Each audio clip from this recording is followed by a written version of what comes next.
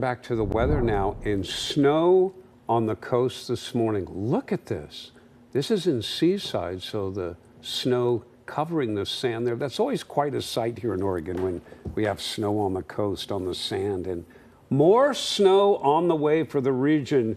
And Josh, lots of people paying attention to this forecast tonight. Yeah, because snowy conditions like that in Seaside could be found in parts of the metro area tomorrow morning. So travel impact is imminent for some locations. Not everyone will see the cumulative snow, but we've gone ahead and issued that KOIN 6 weather alert taking place over the next several days as we prepare for maybe a few isolated slick spots where we like to see the snow up in elevation. That's where it's been piling up in places like Government Camp, low-hanging clouds out towards the Mount Hood Meadows area. As we've started to build back up that base layer for many of our ski resorts, a great sight to be seen, especially when we look back to January, where we went about 2 to 2.5 weeks without any cumulative snow. So building back up that base layer after we put a pause on the snow machine up that direction. A few light snow showers pushing their way through the Portland-Vancouver area right now after we managed to pick up on some heavier snowflakes out towards the Pendleton area.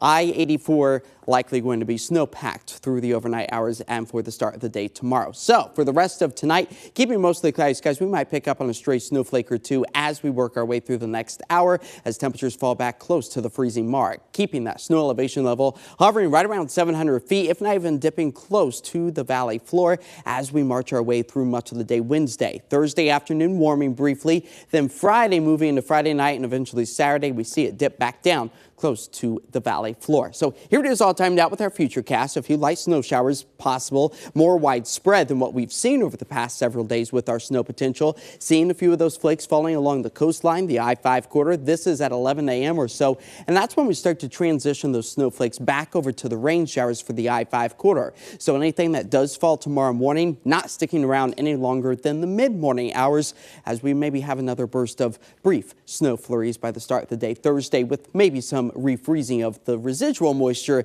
that falls over the next 24 hours. So maybe some slick spots for Thursday morning. Thursday afternoon, drying things out. That will carry over into Friday before we potentially see our next round of interesting weather Friday night into Saturday. So this is the following timeline. Below freezing with some snowflakes for us early tomorrow morning. That could lead to some slick and slushy roadways. Again, primarily above about 500 feet or so. That's going to be the best chance. And not everybody will see the snow as we transition it back over to a rain-snow mix to a few light rain showers. And with refreezing, that could potentially create some isolated slick spots by Wednesday night and eventually into Thursday morning. So the worst of the road conditions likely going to happen for our commute tomorrow. Maybe a few delayed starts for a few select school groups. So make sure you are staying with KOIN 6 News tomorrow morning for the latest updates on that. As we do see a few isolated slick spots after the rain comes to an end on Wednesday afternoon and evening, and then maybe some refreezing for the start of the day on Thursday. So here's a bit of an aggressive view, I would like to say, of where the snow could accumulate.